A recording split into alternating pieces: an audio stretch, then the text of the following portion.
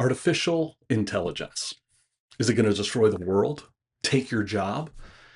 Is it something you even need to care about? Maybe you've heard wild claims about AI and you've got some level of paranoia setting in about what it means. Could it mean the end of human life on Earth? Or could it mean something that hits a little closer to home? You've heard you could lose your job to AI. Maybe you're already using AI, but you're not really sure if you're supposed to be using it, so you feel just a little bit guilty and a little bit nervous that someone's going to find out. Or maybe you don't think of yourself as a techie kind of person, so you've steered clear of it. Or maybe you're still just trying to figure out what all the fuss is about. Let me start with good news. If you're on church staff, AI is not going to replace you. Why?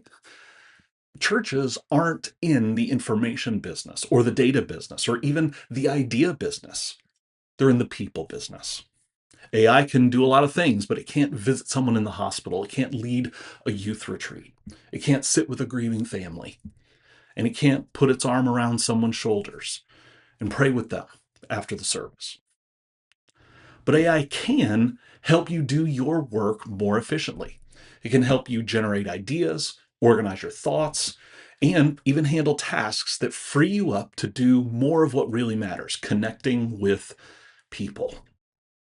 But before we get into how it can help you, let's start with answering some incredibly important questions that many people, even people who currently use AI, don't pause to ask.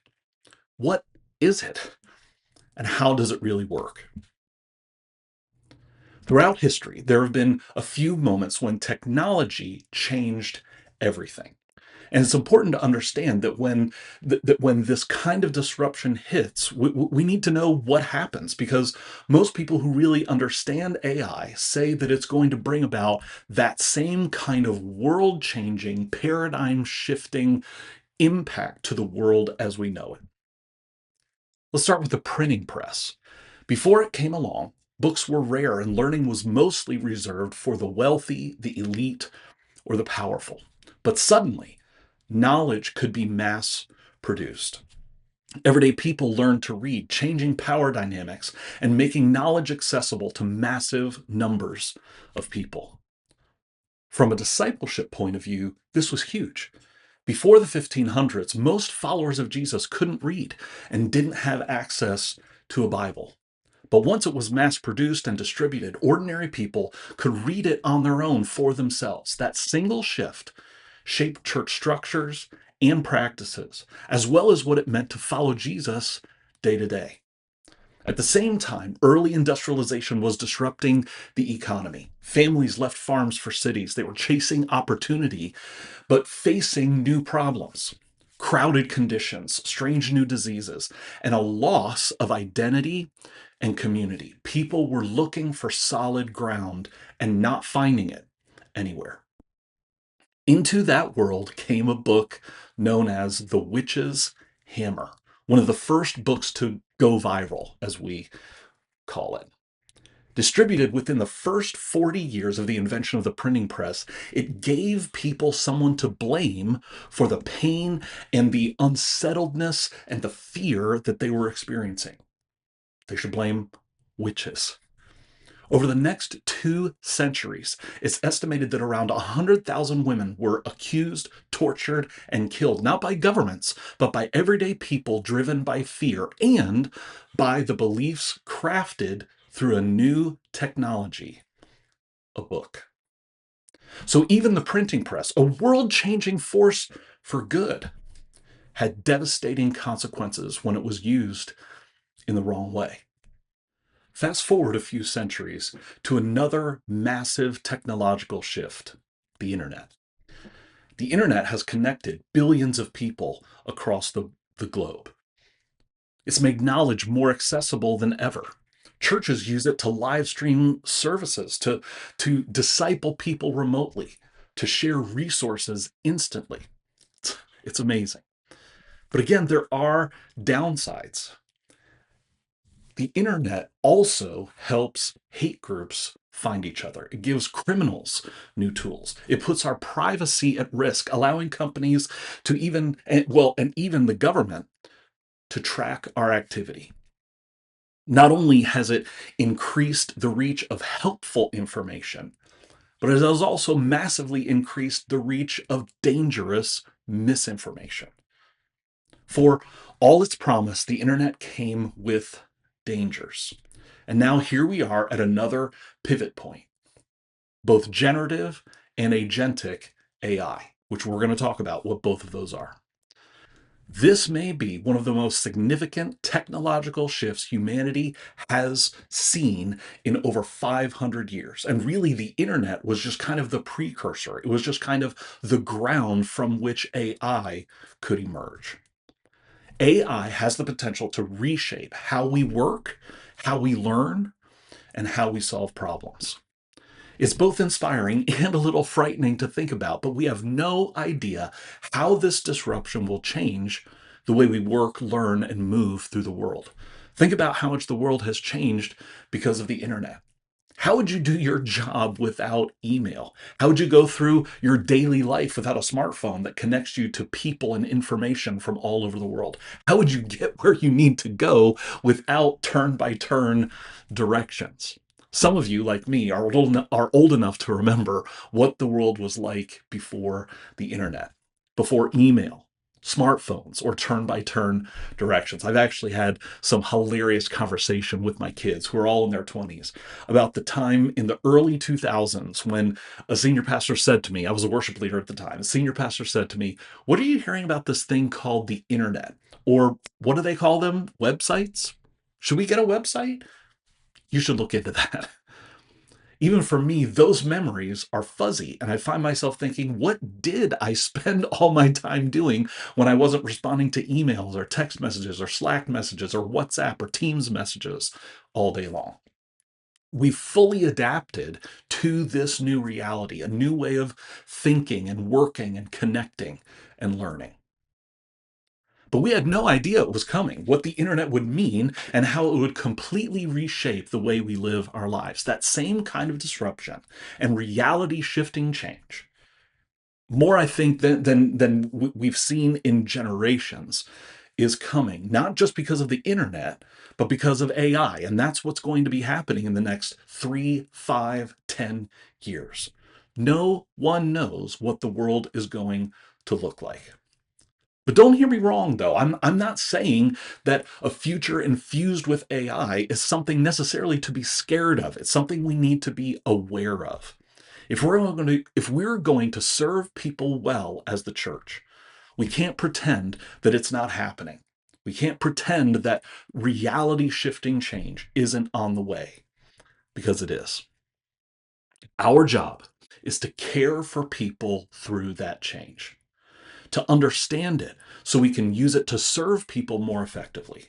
And so we can help the people in our church to adapt to this changing reality in a way that's life giving and healthy. That's the goal. Think of AI like tools you'd use to build a house: a hammer, a saw, a power drill. In the right hands, with skill and wisdom, these tools build incredible things. In the wrong hands, or if you use them for the wrong purpose, you can seriously injure yourself and others. I mean, have you ever hit your thumb with a hammer while you were holding a nail? Yeah, not good. Painful. And it might have been just because you were learning or trying to move too quickly, or just maybe you're not very coordinated.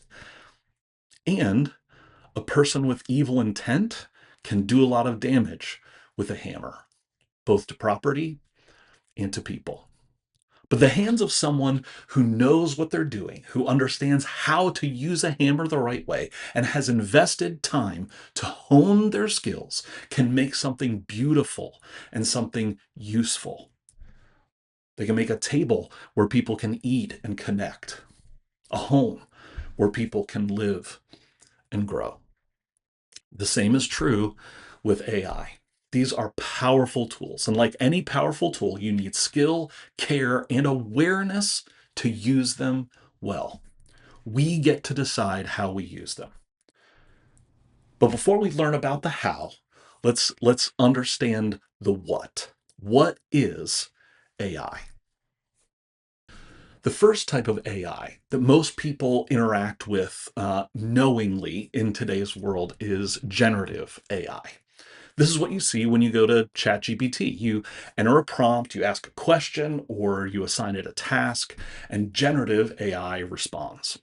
Generative AI is impressive. When you first see it and begin to interact with it, it inspires a sense of wonder. It seems like it's really thinking, like it understands. But in reality, it's 100% reactive. It's code. And at its simplest, it's mathematical probability. Here's what that means. Generative AI doesn't sit around brainstorming like a person. It doesn't have an original thought. It only reacts when you give it a prompt. And it takes an enormous amount of computing power to do this. Behind the scenes are massive data centers running on a shocking amount of electricity. AI is built on math, pattern recognition, and probability. It's not thinking. It's certainly not feeling. It's finding the most likely next word or image on patterns it's been trained on. At its core, generative AI is asking this one question: what's most likely to be the most helpful next word fragment? That's it. That's the whole trick. That's what's going on behind the curtain. AI has been trained, you've probably heard that phrase before. AI has been trained on huge amounts of data.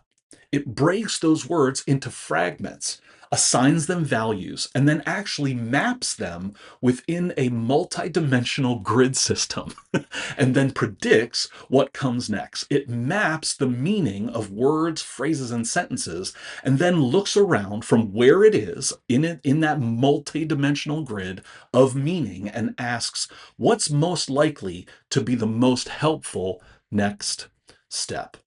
The more data it sees and the more feedback it gets from you, the better it gets at predicting what you are looking for. So when you ask AI a question, it's not pulling up a fact like in a library. It maps your meaning and predicts the next string of words that should appear based on the patterns it has already seen, calculating the probability of the next word that you will find the most helpful. That's generative AI. Now let's talk about agentic AI or AI agents. This type of AI uses exactly the same predictive model as generative AI, but it's more proactive. Instead of just reacting to a prompt, it can perform tasks and processes on its own based on your instructions, your preferences, and ongoing training. For example, you could have an AI agent that automatically checks your church's email inbox, drafts replies, and even sorts prayer requests into different categories. It's still just predicting what will be the most helpful based on mathematical patterns, but it's operating in a workflow, not just waiting for you to type something into a prompt. One misconception about agentic AI or AI agents is that they're kind of a set it and forget it tool. If you do that, you're likely going to end up with a mess. Agentic AI requires ongoing monitoring and training in order to be the most helpful. You have to review what it's doing to make sure that it's working as you've instructed it to do and give it feedback to continually fine tune its actions. Now, before you get too excited, we need to talk about the concerns. Even the head of OpenAI, the company behind ChatGPT, warned us about risks. And here's what's among the general concerns. First of all, there are long-term cognitive effects. If we outsource too much of our thinking, studies are already showing that we begin to weaken our own ability to reason deeply. The human brain needs training too. If you stop using those mental muscles, they will start to atrophy. Number two, artificial emotional connections. People can begin to form attachments to chatbots.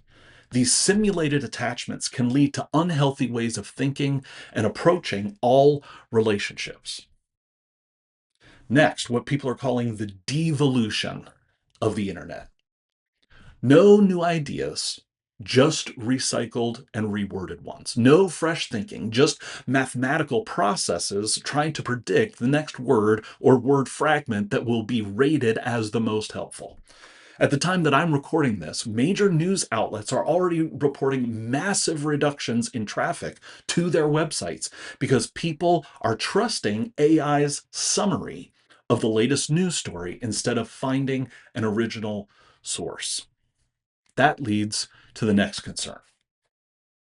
There's no way to verify truth and facts. AI doesn't have a foundation for truth or understand the difference between facts and conspiracy theories.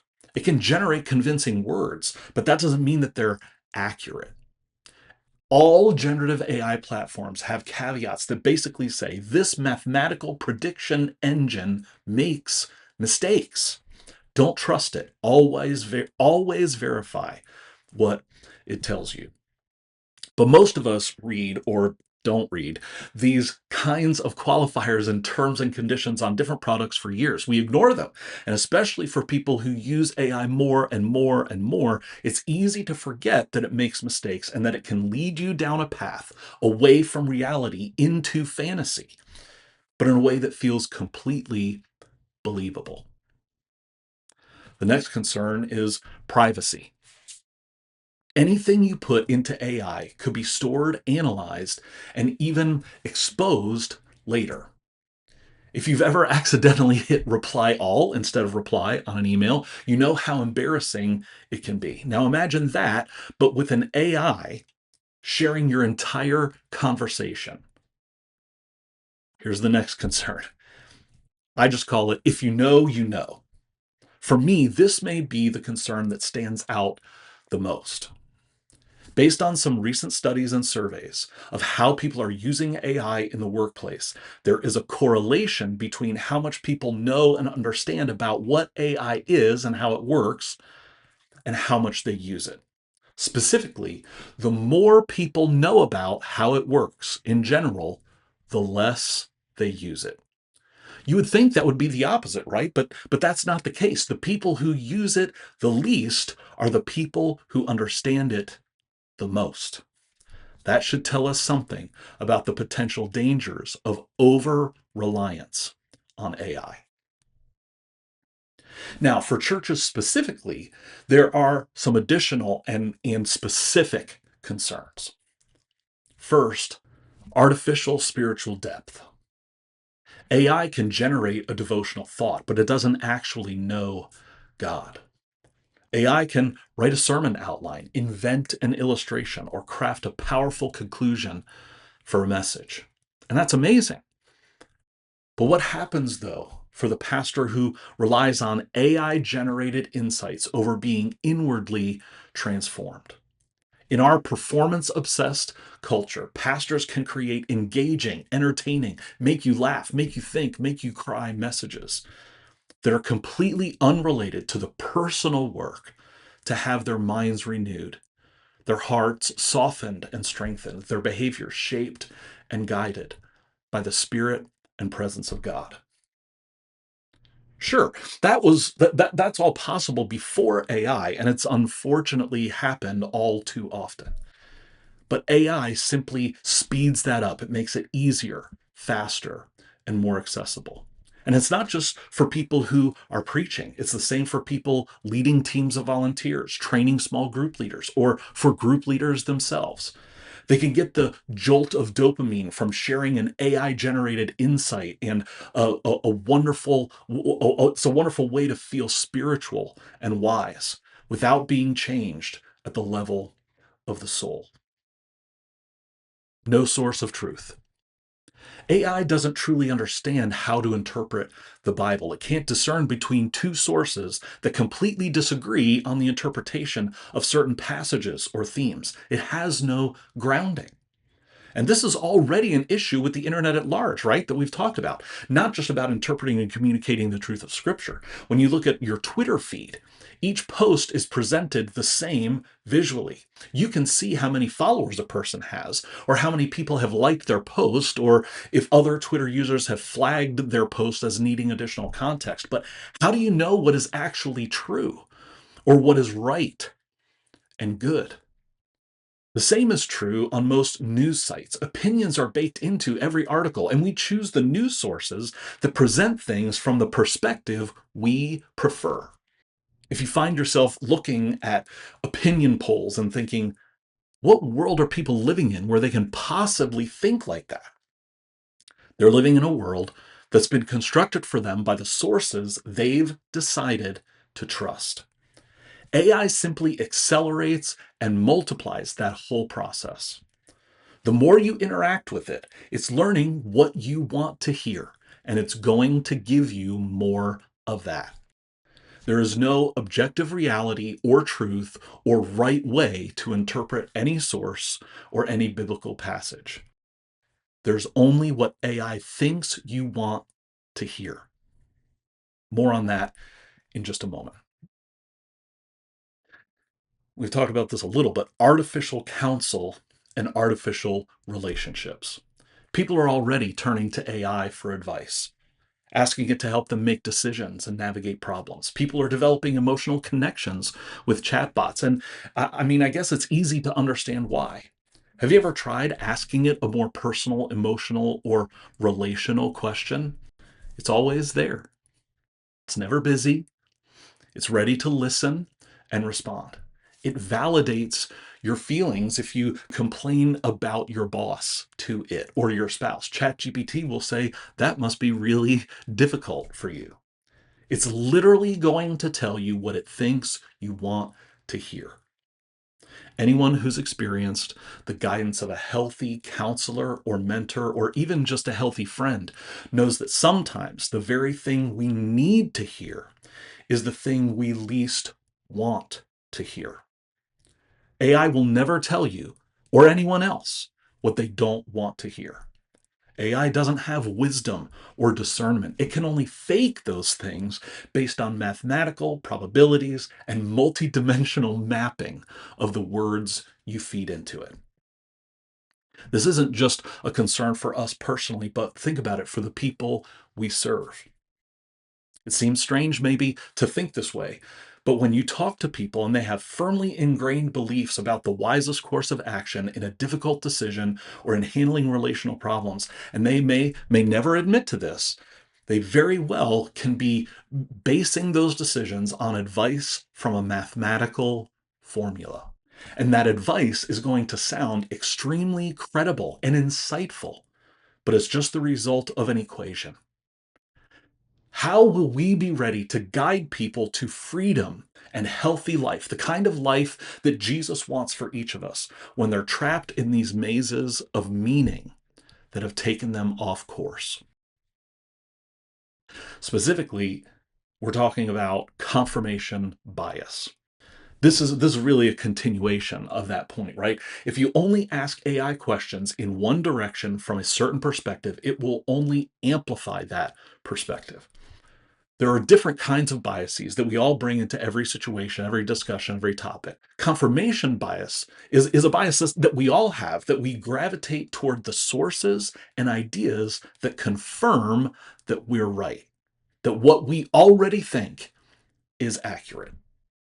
As much as we all think of ourselves as curious and interested in learning new ways of thinking, what we really long for is the stability and solid foundation in confirming what we already think.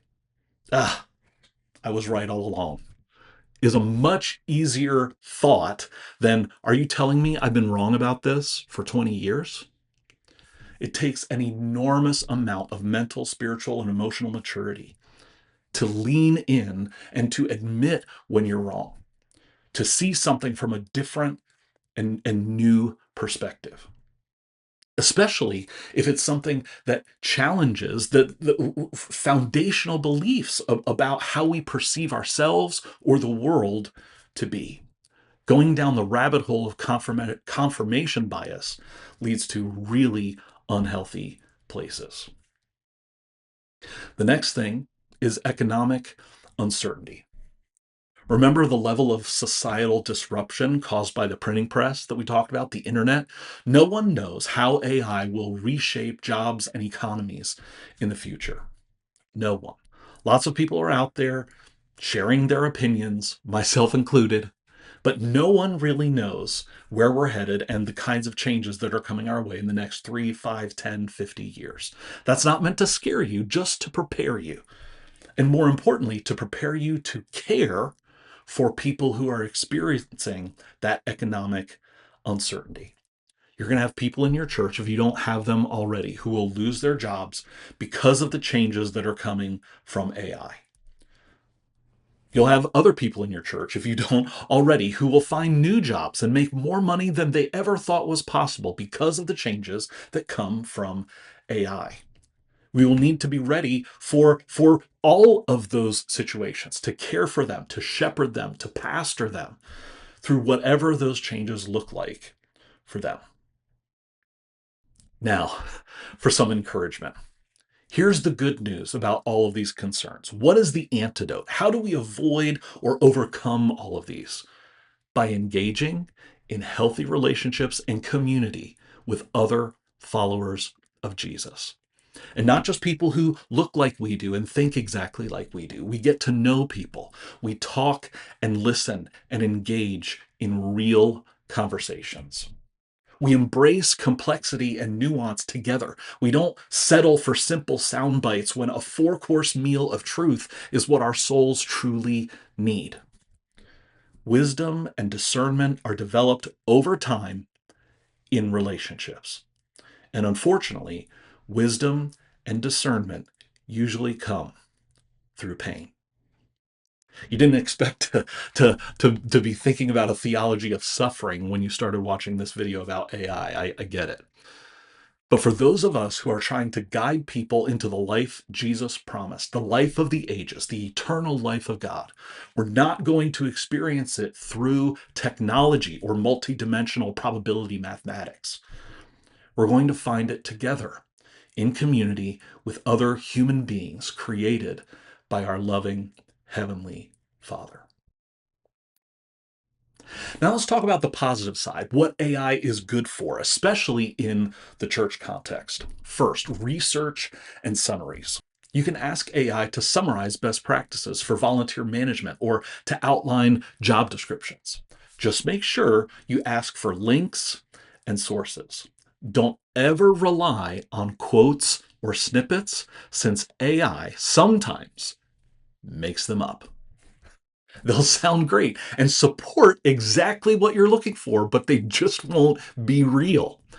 AI can do wide research on biblical themes and topics. I always suggest, though, providing it with a doctrinal context. Ask for insights that fit within the teachings and doctrinal perspective of Christian authors or teachers that you know and respect.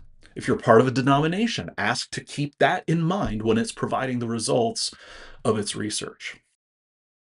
The next thing you can help with is brainstorming. Do you need 20 ideas for a sermon series title or a list of fun youth group icebreakers? AI is great at generating options. This is one of the things that can be the most helpful for ministry leaders in whatever area of ministry you're serving in. It's easy to get stuck inside of our own experience of the types of activities or the ways of phrasing things that we think are going to connect with people. So ask AI for a list of potential ideas and be ready to throw out most of them. You're going to get some really terrible ideas, but that's why we still need you. Your job is to use your discernment and experience to be able to tell the difference between the ideas that should be thrown in the trash and the ideas that could generate real breakthrough for kids, for students, and for adults. Remember, if you're ever in doubt, talk to a real person about it, someone you know and trust. That's always the best course of action. If your only source is AI, you're building your house on sand. The next way it can help is drafting communications. Are you stuck writing an email? AI can give you a first draft to edit.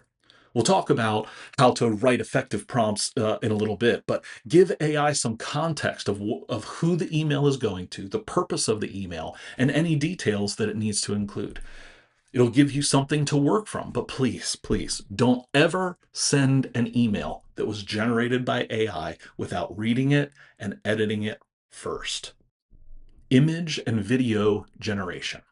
These tools are improving at an incredible pace. They're not perfect, but they can help visualize ideas or generate videos with effects that you could never afford without it.